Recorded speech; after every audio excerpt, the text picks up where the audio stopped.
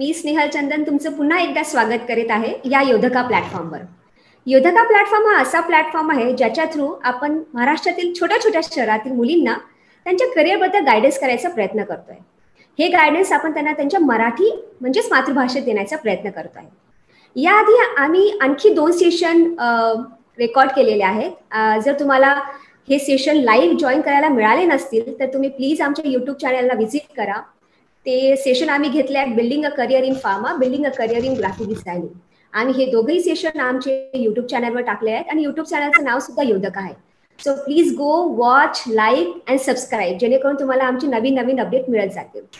आज जे सेशन घेणार आहोत ते आपण घेणार आहोत building a career in law. त्याच्यासोबत आपल्यासोबत जॉईन झालेली आहे सायली वडा.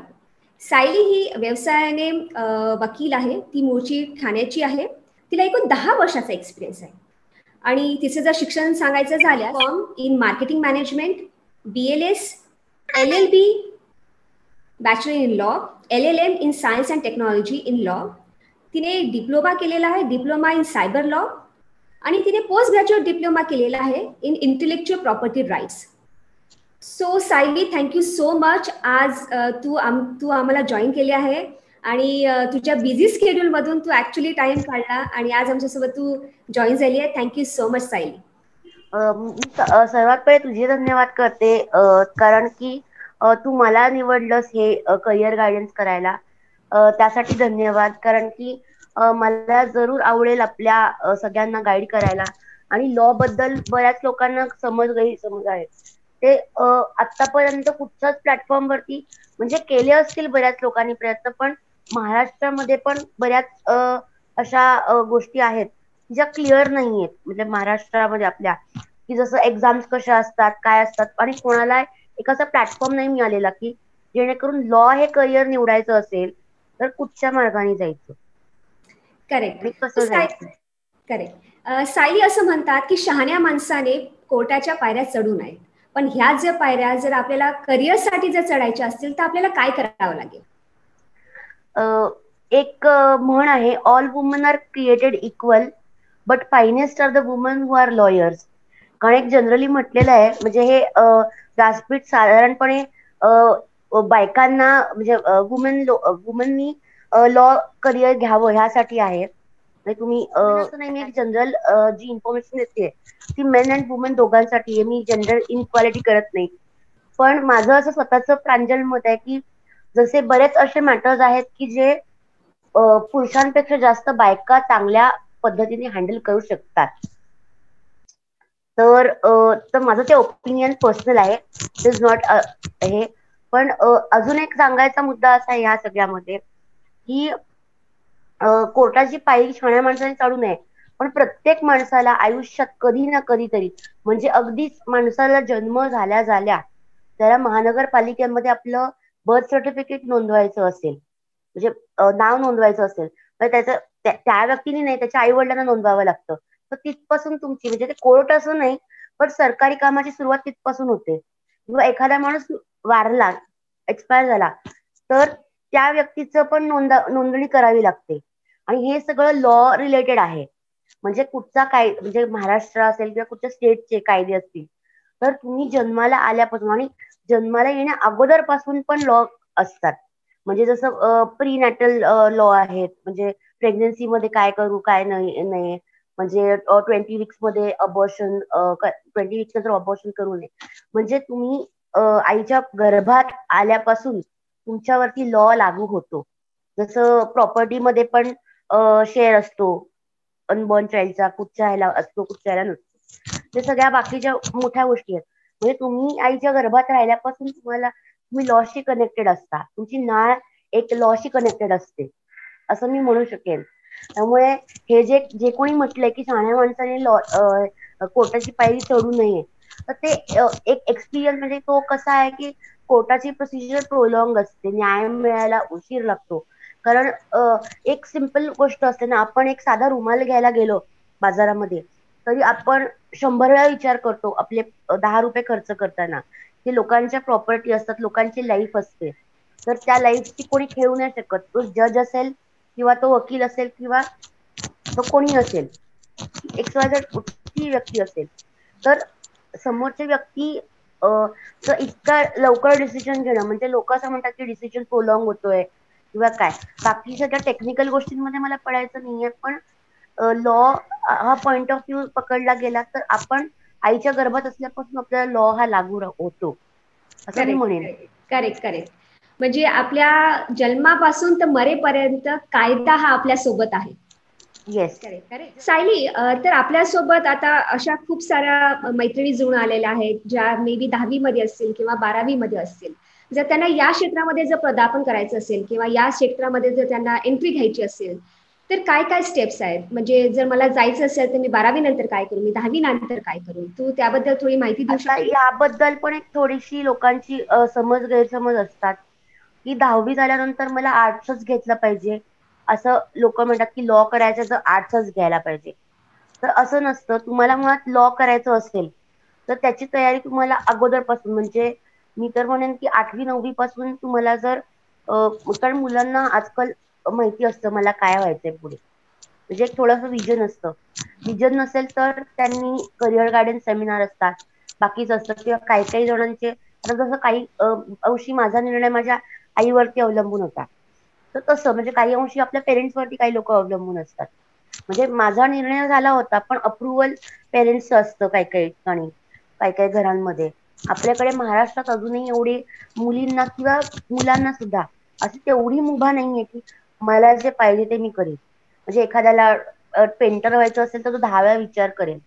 कोणी त्याला डायरेक्टली जेजेला नाही पाठवत, सांगतात बेसिक ग्रॅज्युएशन कर आणि मग जा. तर हे एक पेरेंट्सची बेसिक स्ट्रॅटेजी असते किंवा आपल्या अगोदरच्या जनरेशनची. तर त्यांना असं रिस्क वाटते त्यामध्ये. बेसिक ग्रॅज्युएशन असेल तर त्यांना कसं की तुम्हाला बऱ्याच फॅकल्टीज ओपन असतात, म्हणजे ज्यांना लॉ करायचं असेल त्यांना लॉ पण करता येऊ शकतं, CS करता येऊ शकतं, बऱ्याच काय अशा म्हणजे अदर करिअर ऑप्शन्स असतात. पण मला लॉयरच व्हायचंय, मला ऍडव्होकेटच व्हायचंय, तर मला काय करायची तयारी? तर सगळ्यात पहिले मला माझ्या कम्युनिकेशन स्किल्स वरती फोकस करायचा आहे. सगळ्यात पहिले मला अ, लोकांशी कसं बोलायचं, वन टू वन कसं व्हायचं, ह्याची मला तयारी करायला पाहिजे. मला भीती नाही वाटली पाहिजे कोणाशीही बोलताना. मला माझे मुद्दे मांडताना भीती नाही वाटली पाहिजे. मुद्दे मांडायचे असतील, पण तुम्ही असे नाही मांडू शकत की मला दारू प्यायची आणि मी त्याला समर्थन करेन आणि मी वाटेल तशी भांडीन त्याच्याकरता. तर ते व्हॅलिड असले पाहिजेत आणि लॉशी कनेक्टेड असले पाहिजे. तर हे हे स्किल्स आहेत, ते मुलांचे 8वी-9वी नंतरच तुम्ही डेव्हलप केले पाहिजेत. म्हणजे त्यांना वेगवेगळ्या एज्युकेशन कॉम्पिटिशन्स मध्ये भाग घेऊन किंवा वेगवेगळ्या स्पर्धा असतात, निबंध स्पर्धा असतात किंवा काय, म्हणजे या बेसिक तयारी. कारण की तुम्हाला लॉच्या एंट्रन्स एक्झाम ज्या असतात त्याच्याबद्दल मी नंतर बोलेनच, पण एक बेसिक सांगते. तुम्हाला लँग्वेज स्किल, म्हणजे तुमची लँग्वेज ही खूप परफेक्ट असली पाहिजे, उत्तम असली पाहिजे. कुठचीही लँग्वेज असेल, म्हणजे ह्याला पण खूप एक लोकांना गैरसमज असतो की मला इंग्रजी आलं तरच मी लॉची प्रॅक्टिस करू शकेल. तर आपल्या महाराष्ट्रात कोर्टाची भाषा मराठी आहे आणि तुम्ही मराठीत कुठेही बोला. तुम्ही अगदी काही केसेसमध्ये हायकोर्टमध्ये पण जजेसनी मराठीमध्ये लोकांचे ऐकून घेतलेले आहेत कैफियत. मग ते वकील असतील किंवा ते जनरल पब्लिक असेल. तर मग माझी मातृभाषा मराठी आहे, त्याचा न्यूनगंड कधी असायला नाही पाहिजे. किंवा मी मराठी मीडियम मधनं शिकले तर त्याचे मला इंग्रजी ही काय म्हणतात त्याला वर्ल्ड वाईड भाषा आहे आणि सोपी भाषा आहे आणि ती आपल्या दैनंदिन आयुष्यामध्ये आपण वापरतो. म्हणजे अगदी आपल्या मोबाईल फोन पासून ते आपण आजूबाजूला सगळीकडे जातो. ही काय म्हणतात त्याला आपली मल्टीलिंग्वल कंट्री असल्यामुळे इंग्लिश ही कॉमन लँग्वेज, इझी लँग्वेज पकडली जाते. तर त्या हिशोबाने आणि आपल्याला, म्हणजे मी परत एकदा सांगते की मला माझ्या मातृभाषेचा पूर्णपणे अभिमान आहे, पण माझं असं म्हणणं आहे की आपण कशातही कमी नाही पडता कामा. आणि माझ्या मैत्रिणी मराठी मीडियम मध्ये शिकलेल्या आहेत, तर त्या आज मी असं सांगते, मी कॉन्व्हेंट मध्ये शिकून सुद्धा माझ्यापेक्षा जास्त फ्लुएंट इंग्लिश त्या बोलतात. म्हणजे तुम्ही भाषेवरती प्रभुत्व तुम्हाला मिळवायचं असेल तर त्याच्याकरता तुम्हाला सुरुवातीपासून, म्हणजे अगदी बेसिक डेज पासून तुम्हाला सुरुवात करावी लागते. सगळ्यात पहिले करेक्ट. 8वी-9वी पासून तुम्ही तुमच्या लँग्वेजेस वरती फोकस करा. तुमचे रिझनिंग स्किल, तुमचे ऍप्टिट्यूड, एव्हरी रिझनिंग, या सगळ्यावरती तुम्हाला फोकस करायला पाहिजे. दुसरी गोष्ट, 10वी नंतर कुठची स्ट्रीम घ्यावी, तर तुम्हाला ज्याच्यात इंटरेस्ट आहे, आर्ट्स असेल सायन्स असेल किंवा कॉमर्स असेल. आता एखाद्याला 90-95% मिळाले, त्यांना त्यांच्या पेरेंट्सना असं वाटतं की माझ्या मुलांनी काहीतरी डॉक्टर व्हावं, इंजिनियर व्हावं किंवा काहीतरी XYZ व्हावं. तर त्याच्यासाठी सायन्स हा बेस लागतो. किंवा कधी कधी असं असतं की मुलं किंवा पेरेंट्स पण फोकस नसतात की मुलांना म्हणजे लॉ करायचं हे बोलतात तर नाही. कारण माझ्याकडे बरेच विद्यार्थी असे येतात की जे मला गायडन्ससाठी बोलतात की नाही मॅडम मला लॉ करायचं, 10वी नंतर मी लॉ करणार. आणि लॉचं म्हणजे जस्ट एंट्रन्स एक्झाम बघूनच लोक घाबरतात आणि लोक क्विट करतात. तर ती एंट्रन्स एक्झाम कधी असते? 12वी नंतर असते. तर तुमच्या 10वी नंतरचा तुमचा जो मेजर टप्पा असतो करिअरचा तो असतो 12वीचा. तर त्याच्यासाठी तुम्ही सायन्स, आर्ट्स किंवा कॉमर्स तुम्हाला जे करायचंय बेसिक त्याच्यामध्ये कुठचीही निवडा. तिन्ही शाखा निवडल्यानंतर तुम्ही हे करू शकता, म्हणजे लॉ ला जाऊ शकता. बऱ्याच लोकांचा गैरसमज आहे की मी सायन्स 12वी केलं तर मी लॉ नाही करू शकत. बरेच लोकांना असं वाटतं की मी कॉमर्स केलं तर मी लॉ नाही करू शकत. मी स्वतः कॉमर्स केलंय, 12th कॉमर्स केलंय आणि मग मी लॉ ला गेले. पण 10वी नंतर मी काय निवडावं? Art, science, commerce. सगळ्यात पहिली गोष्ट म्हणजे त्या मुलाची आवड. दुसरी गोष्ट म्हणजे जर मी लॉ केलं, म्हणजे मी निगेटिव्ह बोलत नाही की मला लॉ नाही करायचं. जर मी लॉ करू शकलो नाही तर मला फ्युचर माझं कुठच्या पाथनी जाईल. जसं मी कॉमर्स का घेतलं तर मला बँकिंग, म्हणजे मी जर लॉ केलं नसतं तर मी बीकॉम, म्हणजे मी बँकेत जॉब केला असता एक जनरल, बीकॉम MBA केलं असतं किंवा असं काही. म्हणून मी 12th कॉमर्स घेतलं. तर माझी एक मैत्रीण तिने 12th सायन्स घेतलं आणि नंतर तिने BSc कम्प्लीट केलं लॉ रिलेटेड तिचं जे होतं. तिने BSc नंतर कम्प्लीट केलं. असं म्हणजे प्रत्येकाच्या आवडीनुसार, तुमच्या कुवतीनुसार, म्हणजे बौद्धिक कुवतीनुसार आणि आर्थिक कुवतीनुसार या तिन्ही गोष्टी इम्पॉर्टंट असतात एज्युकेशनच्या बाबतीत. त्यानुसार 10वी नंतर तुम्ही काय निवडावा सब्जेक्ट ते तुम्ही ठरवावा. त्याच्यानंतर 12वी नंतर एक आपल्याकडे एंट्रन्स एक्झाम असते महाराष्ट्रामध्ये, MHCET जी कॉमन एंट्रन्स टेस्ट असते. तर ती कॉमन एंट्रन्स टेस्ट असते, तर ती 12वी नंतर तुम्ही देण्यास एलिजिबल असता. तुम्हाला त्याला काहीतरी 50% अबाव लागतात आय गेस. 50 का 45% तुम्ही वेबसाईटवरती तुम्हाला क्रायटेरिया त्यांच्या समजतील.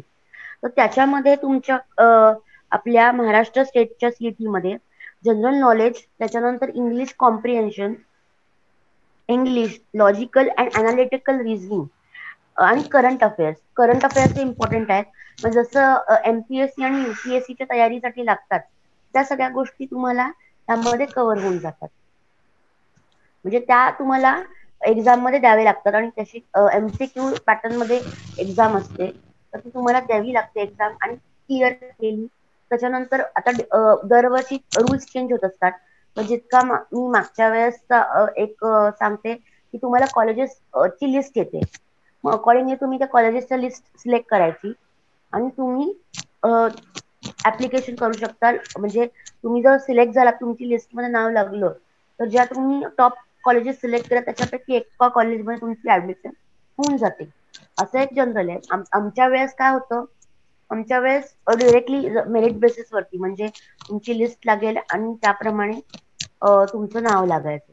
हे तुमचं करिअर ऑप्शन आहे. 12वी नंतर 5 वर्षाचा लॉ कोर्स आहे आणि ग्रॅज्युएशन नंतर 6 वर्षाचा होतो. म्हणजे ग्रॅज्युएशन सकट तो 6 वर्षाचा होतो.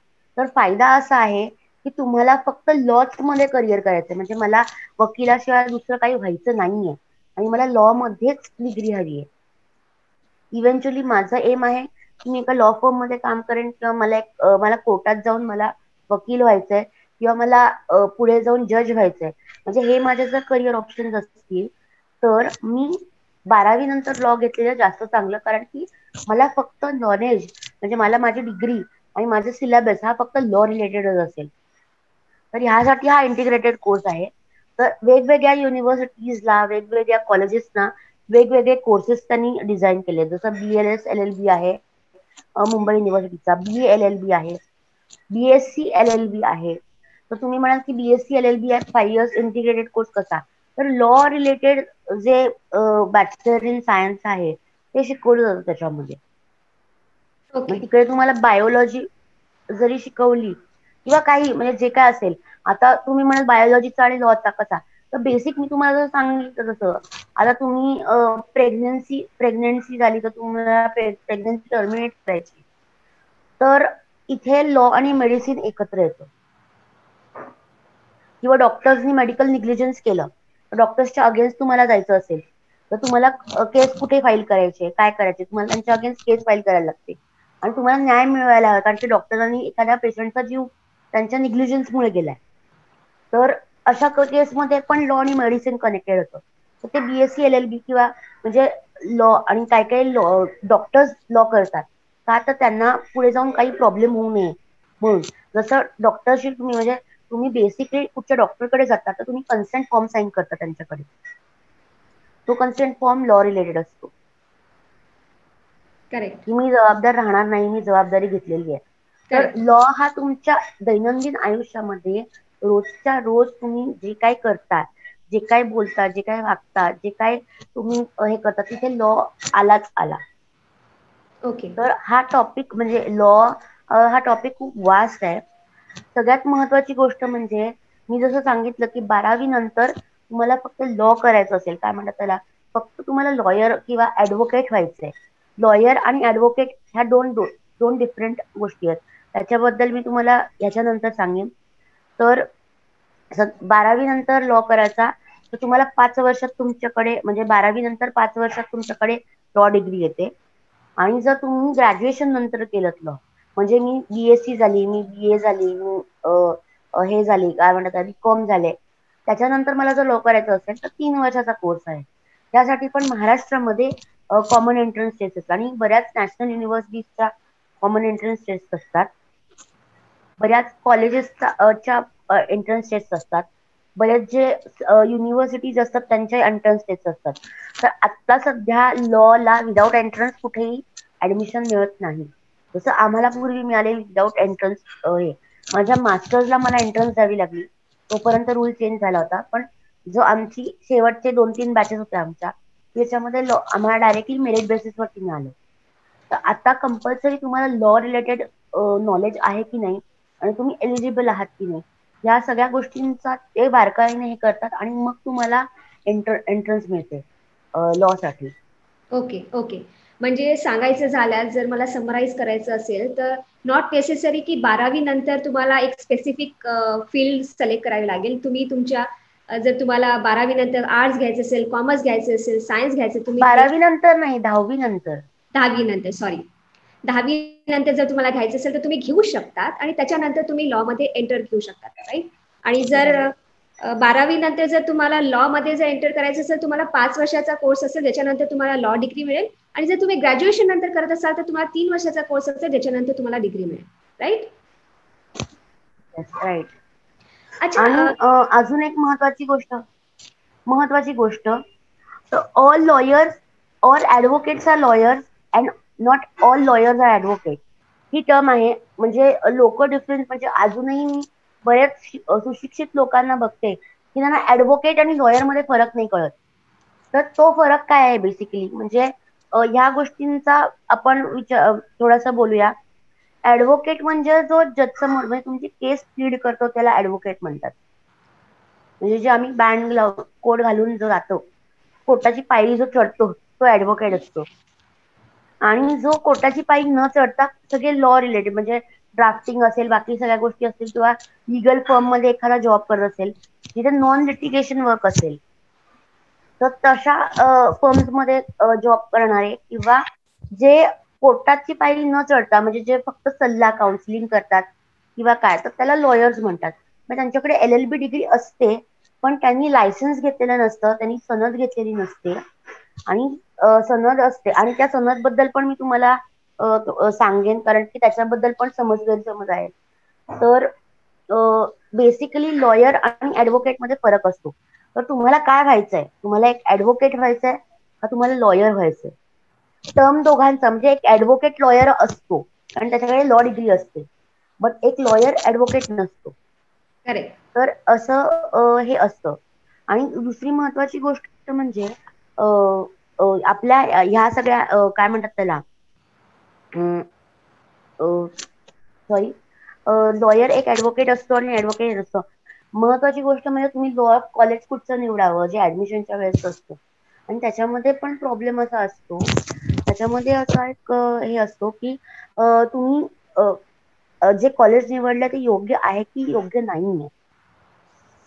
तर हे कसं कळेल, तर कॉलेजची योग्यता आपण नाही ठरवू शकत पहिली गोष्ट. पण आपल्याकडे काही नॉर्म्स असतात, काही 3-4 पॉईंट्स आहेत की ज्या तुम्ही बघून कॉलेज निवडायला पाहिजे. सगळ्यात पहिली गोष्ट म्हणजे कुठचंही लॉ कॉलेज असेल, कुठचंही, ते बार काउन्सिल ऑफ इंडियाने अप्रूव्ह केलेलं कॉलेज पाहिजे. ते जर नसेल तर त्या लॉ डिग्रीला काहीही व्हॅल्यू नाही. बार काउन्सिल ऑफ इंडिया आणि आपले state bar council, state bar association वगैरे सगळ्याचे तुम्ही त्याचं तपासलं पाहिजे की कुठचं आहे. अफिलिएशन ऑफ युनिव्हर्सिटी, की ती युनिव्हर्सिटी युजीसी मान्यता आहे का, किंवा त्या युनिव्हर्सिटीचं काय रँकिंग आहे, किंवा बाकी सगळ्या गोष्टी चा हे घ्यायचा. आणि तिसरी महत्वाची गोष्ट म्हणजे त्याची फीज. काही कॉलेजेस खूप जास्त फी आकारते, काही कॉलेजेस खूप कमी फी आकारते. तर ते आणि असं हे मिथ म्हटलं जातं की म्हणजे असं नाही गव्हर्नमेंट लॉ कॉलेजमध्ये फीज कमी आहे, हे जास्त आहे. पण लॉ ग्रॅज्युएशन तुम्ही कुठूनही केलं, तुम्हाला जर त्या युनिव्हर्सिटीच्या म्हणजे बार काउन्सिल ऑफ इंडियाने अप्रूव्ह युनिव्हर्सिटीज असतील, युजीसी अप्रूव्ड युनिव्हर्सिटी असेल, सगळं चांगलं असेल, बाकी तुम्हाला कुठेही काही प्रॉब्लेम येत नाही, स्टेट बार म्हणजे तुम्ही नाव तुमचं रजिस्टर करता स्टेट बार ह्याला, तुम्हाला जर प्रॅक्टिस करायची असेल तर कुठचंही कॉलेज तुम्ही निवडा ना. नॉलेज हे लिगल इक्वल म्हणजे लॉ हे सगळ्यांसाठी इक्वल असतो, शिकवलं पण इक्वल जातो. त्यामुळे त्याचा काही फरक पडत नाही. तुम्ही ह्या कॉलेजमधनं मी पासआउट झाले किंवा मी त्या कॉलेजमधनं पासआउट झाले, फरक काहीच पडत नाही. Okay, okay. सायली, आपल्या या डिग्री घेतल्यानंतर करिअर ऑप्शन्स बद्दल काही इन्फॉर्मेशन सांगू शकशील का? वास्ट करिअर ऑप्शन्स म्हणजे मी तुम्हाला सांगू नाही शकत इतके ऑप्शन्स असतात. पण अगेन तुम्हाला काय करायचं आहे हे तुम्ही आधी ठरलं पाहिजे. म्हणजे आता मी ओपनली बोलते हे या व्यासपीठावरती की आता तुम्ही फायनान्शियली साऊंड आहात की नाही, तुम्ही तुमचे फॅमिली बॅकग्राऊंड तुमचं म्हणजे तुमच्यावरतीच तुमचं म्हणजे प्रत्येकाला फायनान्शियल नीड असते बेसिक नेसेसिटीसाठी आणि आपल्या उदरनिर्वाहासाठी हवी असते. पण तुमची मेहनत करायची तयारी आहे का? आणि तुमची कसं आहे की इंटर्नशिप मध्ये लॉ म्हणजे तुम्हाला जर लिगल प्रॅक्टिस मध्ये जायचं असेल तर तुम्हाला प्रचंड स्ट्रगल आहे. आणि तुम्हाला काही काही ठिकाणी पेमेंट देतात, काही काही ठिकाणी देतही नाही. तुम्हाला फ्री ऑफ कॉस्ट इंटर्नशिप करावी लागते. 5,000 rupees bar council of Maharashtra गोवानी अप्रूव्ह केले की मिनिमम 5,000 ज्युनियर्सला दिले पाहिजे. पण माझ्या सकट मी अशा कितीतरी उदाहरण पर्सनली, आणि हे मी ओपनली बोलते की मी कितीतरी उदाहरण देते की 5,000 जरी अप्रूव्ह झाले असले तरी काही काही जणांना 1 रुपया देखील मिळत नाही, उलट स्वतःच्या पॉकेट मधनं पैसे खर्च करायला ट्रॅव्हलिंग साठी बाकी सगळ्यासाठी. तर ही एक काय म्हणतात निगेटिव्ह बाजू आहे या फील्डची की तुम्हाला जर प्रॅक्टिसिंग मध्ये जायचं असेल ह्याच्याकडे लक्षच द्यायचं नाही. म्हणून तुम्हाला किती तुम्हाला मिळाले जास्त, तुमचं नशीब चांगलं असेल, तुम्हाला केसेस चांगल्या मिळाल्या, एक्सपोजर चांगलं मिळालं, तर that is completely your luck. Okay, okay. This is a sad reality, harsh reality, but you have to face that. आणि तुम्हाला जर काय म्हणतात त्याला लॉ मध्ये म्हणजे लॉ फर्म्स असतील बऱ्याच म्हणजे चांगले, म्हणजे कसं असतं तुम्हाला मी एक सांगते की जसे हाताची पाची बोळं सारखी असतात ना, तसं लॉ करिअरच आहे. काही जण इकडे असतात आणि काही जण इकडे असतात. इकडे असतो त्याला 1 रुपयाही मिळत नाही महिन्याचा, आणि इकडे असतो त्याला महिन्याला 5-5 लाख 10-10 लाख पण मिळतात. ओके. काम म्हणजे कामावरती असतं. आणि इंटर्नशिप आणि मी जो नोकरीचं म्हणते तर प्रत्येक कंपनी वाईज वेगवेगळं असतं. कोणाला 50,000 मिळतात महिन्याला, कोणाला 10,000 मिळतात, कोणाला 16,000 मिळतात, कोणाला 17,000 मिळतात. आणि वेगवेगळे ऑप्शन्स आहेत. आणि आता फक्त नॅशनलच नाही तर इंटरनॅशनली पण म्हणजे LPOs आहेत बरेचसे BPOs आहेत, म्हणजे जिथे लॉ म्हणजे प्रत्येक डिपार्टमेंटमध्ये लॉ ऑफिसरची गरज असते. बँकेपासून ते अगदी म्हणजे मी सांगेन की एखादं जनरल प्रॅक्टिशनर डॉक्टर असेल त्याला पण लॉयरची गरज लागते प्रत्येक वेळेस. म्हणजे डॉक्टर असेल त्याला, किंवा एखादा ट्रेडर असेल, त्याला पण लॉयरची गरज लागते. तर लॉयरची गरज ही प्रत्येकालाच लागते. जर तुम्ही चला तुम्ही ट्रेडर नाही आहात, तुम्ही बिझनेसमन नाही आहात, तुम्ही एक स्त्री आहात, तुम्हाला काय करायचंय, तुम्हाला तुमचं मॅरेज रजिस्टर करायचंय, म्हणजे तुम्हाला लॉयर लागतो. म्हणजे प्रत्येक माणसाला किंवा म्हणजे प्रत्येक टप्प्यामध्ये तुम्हाला लॉयर किंवा लॉ हे लागतंच, म्हणजे कुठे ना कुठेतरी. ठीक आहे, चला मॅरेज रजिस्ट्रेशन तुम्ही एजंट थ्रू कराल, त्याला लॉ डिग्रीची गरज नाही, तर तुम्ही तुमचं स्वतः कराल, पण कुठे ना कुठेतरी ते लॉशी कनेक्टेड आहे. तुम्हाला आता तुम्ही सर्व्हिस बिझनेस म्हटल्यावरती तुम्हाला तुम्ही स्वतः सर्व्हिस करताय, तर तुम्ही स्वतः एखाद्या, तर तुम्ही कोणाला तरी हायर करणार. तुम्ही विचार करणार की नाही, मी व्यवस्थित चांगल्या एका व्यक्तीला देणार काम करायला. तर तुमच्या पासपोर्टमध्ये कॉम्प्लिकेशन्स असतील, किती तुमच्या पासपोर्ट ऍप्लिकेशनसाठी, तरी तुम्हाला लॉयरची गरज लागणार. तुम्हाला एक ऍफिडेव्हिट करायचं असेल, तर ड्राफ्ट व्यवस्थित करायचं असेल, तर त्याला लॉयरची तुम्हाला गरज लागणार. म्हणजे दैनंदिन आयुष्यामध्ये आपल्या तुम्हाला लॉयरची गरज ही लागतेच लागते. Correct, correct. आणि मग त्याच्या थ्रू आपल्याजवळ म्हणजे जे करिअर ऑप्शन्स आहेत ऍज अ लॉ, ते ऍज अ ओपन होतात. खूप जास्त आहे. हो. आता ह्याच्यामध्ये कसं आहे की तुमच्याकडे वेगवेगळे टप्पे असतात. आता करिअरमध्ये कसं असतं, आता लॉ मध्ये तुम्ही एकदा गेलात, तर लॉ मध्ये इतक्या साऱ्या स्ट्रीम्स आहेत. आता जसं मी तुम्हाला सांगितलं, लॉ अँड मेडिसिन आहे. मी जसं science and technology in law घेतलं, तर सायन्स अँड टेक्नॉलॉजी मध्ये आम्हाला त्या आमच्या कोर्समध्ये बायोटेक्नॉलॉजी लॉ शिकवलं, लॉ अँड मेडिसिन शिकवलं, इंटेलेक्च्युअल प्रॉपर्टी राईट शिकवलं, सायबर लॉ शिकवलं, आणि अजून बरेच टॉपिक्स कव्हर केले. त्यांना कॉन्स्टिट्यूशन ऑफ इंडिया शिकवलं. असे म्हणजे हे 5-6 जे मेजर मेजर आम्हाला होते लॉ आणि science related, law and medicine related, ते मला मास्टर्स मध्ये शिकवलं गेलं. तर हे मी मी निवडलं म्हणून. आता ह्याच्यात पण एक हे आहे की तुम्ही म्हणजे ही एक खूप मोठी तुम्हाला मी हे करते, काय म्हणतात त्याला, मी तुमची दूर करते सगळ्या लोकांची, की आता मी मी पण अशी जाते आणि मी म्हणते की मी लॉयर आहे, तर लोक विचारतात व्हॉट इज अ स्पेशलायझेशन, तू कशात लॉयर आहे. तर मग मी सांगते की मी आता सध्या मी प्रॅक्टिस मी सगळ्यात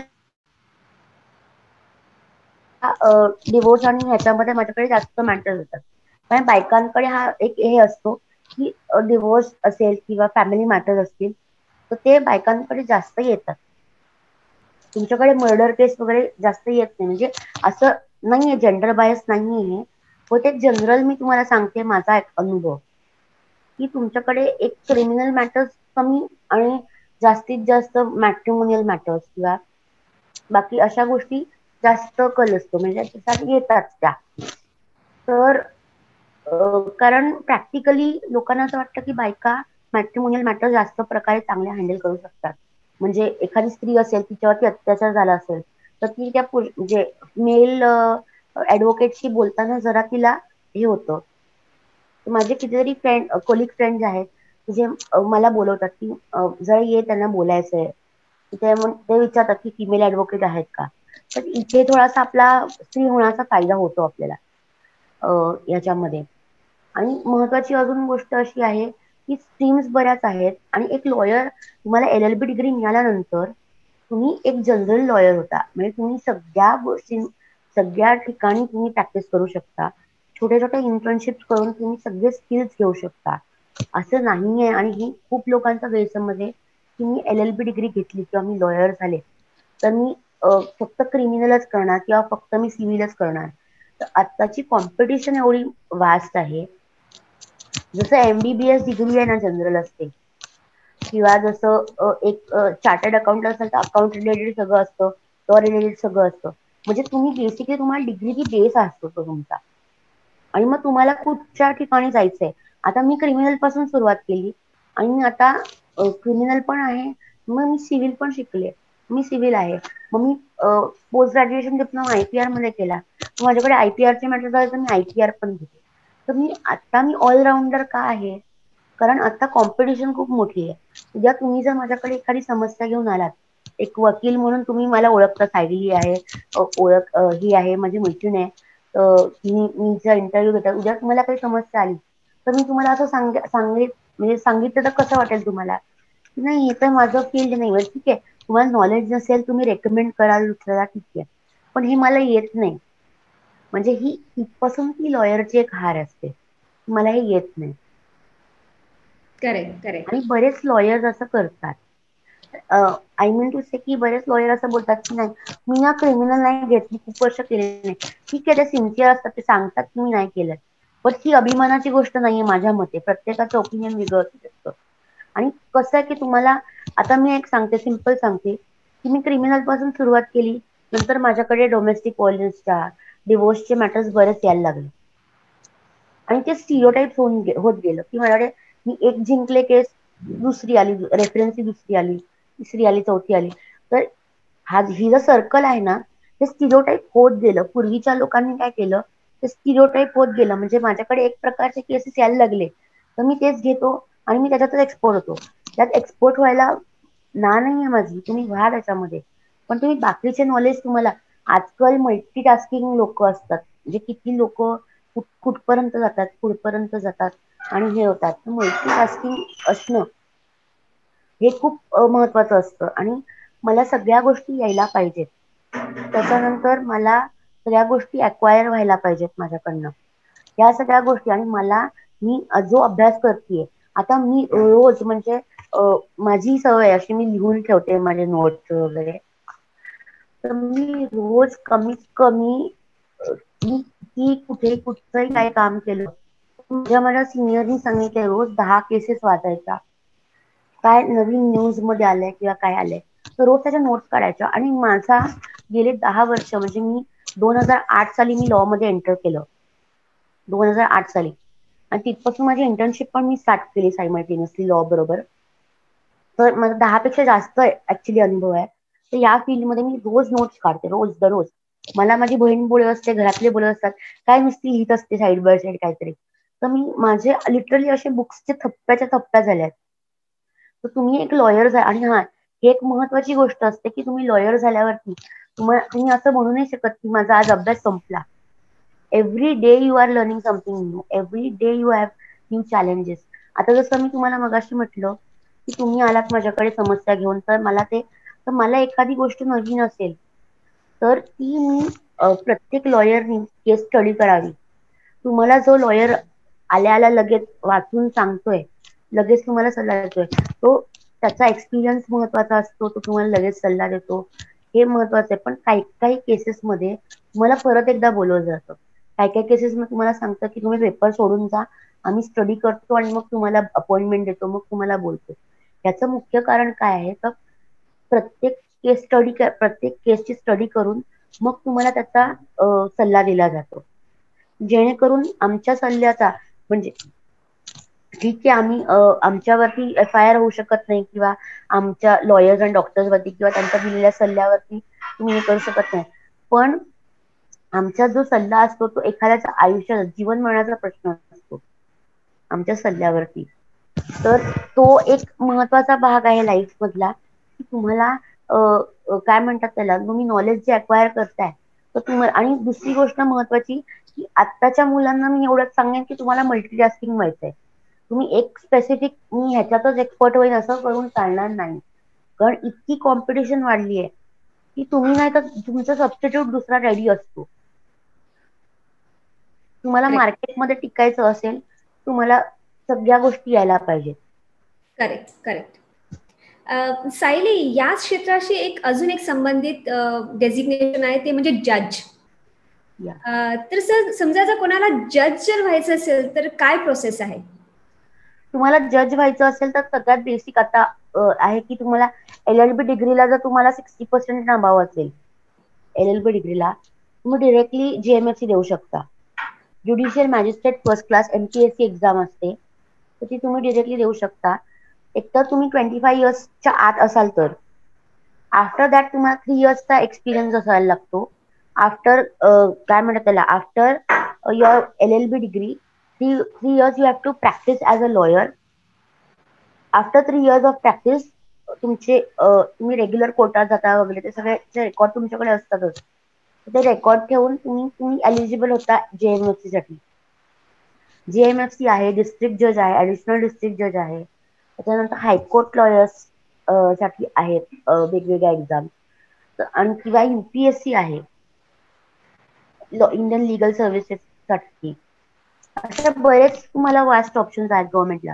आणि गव्हर्नमेंटच्या प्रत्येक सेक्टरमध्ये, बँकेच्या प्रत्येक सेक्टरमध्ये, किंवा मी तुम्हाला जसं बोलले जसं each and every private company असेल किंवा पब्लिक कंपनी असेल किंवा गव्हर्नमेंट ऑफिशियल असेल किंवा नॉन गव्हर्नमेंटल ऑफिशियल असेल, इकडे सगळीकडे लॉयर हा लागतोच लागतो.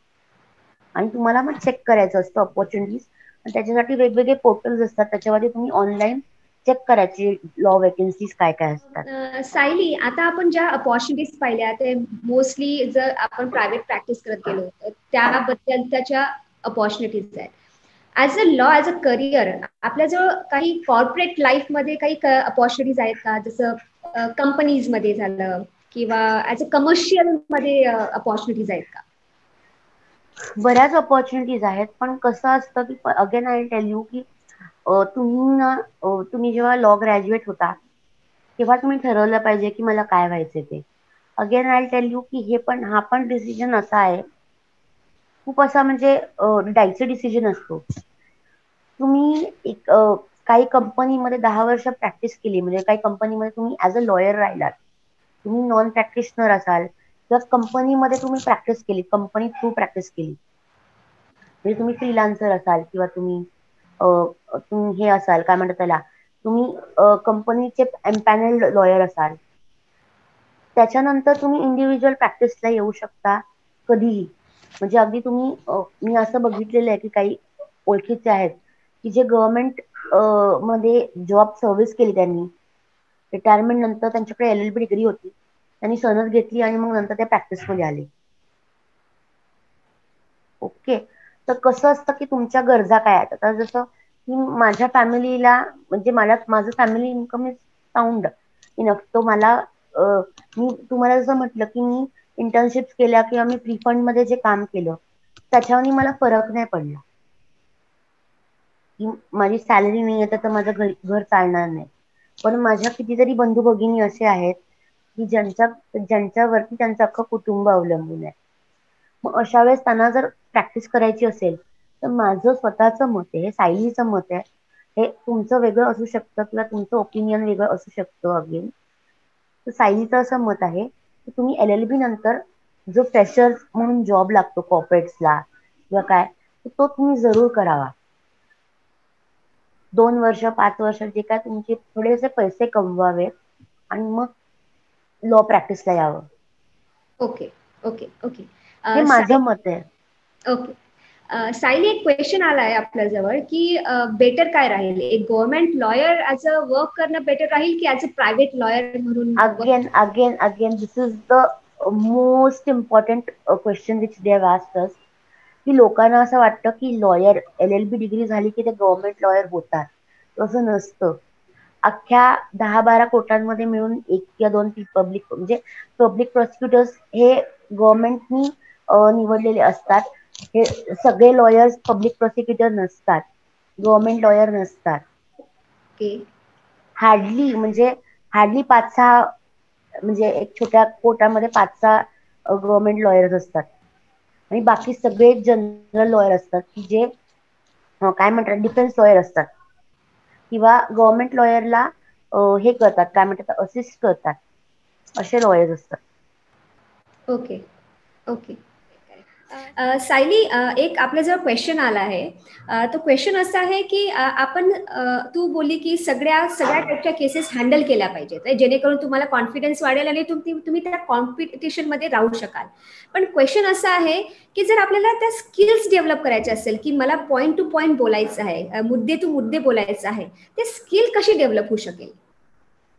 ती अशी काय म्हणतात, ती जी स्किल आहे ना ती अशी डेव्हलप करायला असं कुठचं सायन्स नाहीये.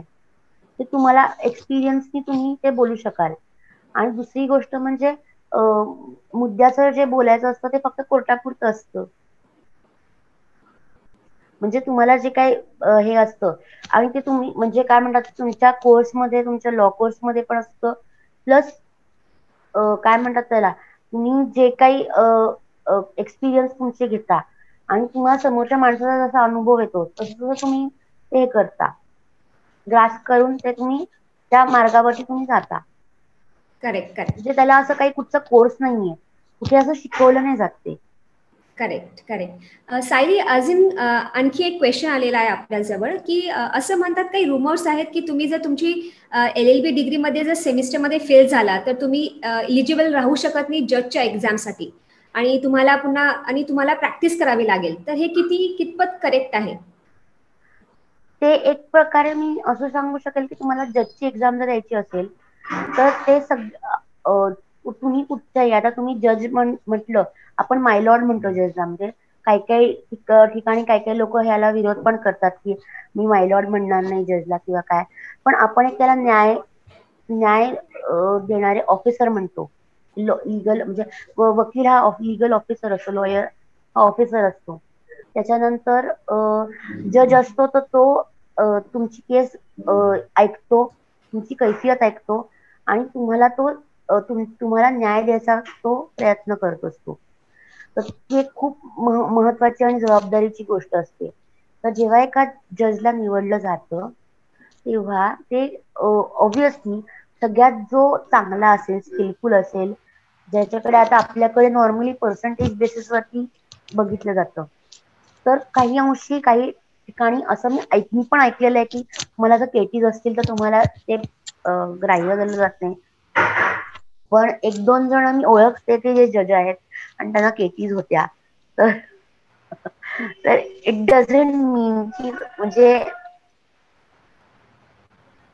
तर मी काही गोष्टी नाही बोलू शकत openly, but it is totally like it's upon your luck also. आणि तुमचे MPSC एक्झाम्स आणि तुमचे इंटरव्ह्यू तुम्ही कसे देता, तुम्ही बाकीच्या गोष्टी कसा हे करता, तर त्याच्यावरती ते असतं. Correct correct. म्हणजे it is totally depending on that interview, your MPSC exam आणि बाकी सगळ्या गोष्टी. हो. तुम्ही इव्हेंच्युअली तुमच्याकडे लॉ डिग्री आहे आणि तुमच्याकडे अनुभव आहे चांगला, तुम्ही जर चांगले त्या पोस्टसाठी एलिजिबल असाल तर तुम्हाला नक्कीच जज म्हणून ते निवडतील. Okay okay.